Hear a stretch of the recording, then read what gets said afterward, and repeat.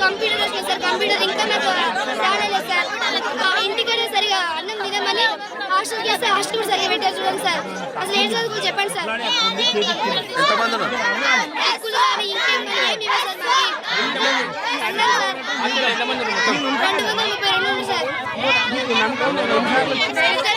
Okay sir, మేము వచ్చిన వరకు ఓకే సార్.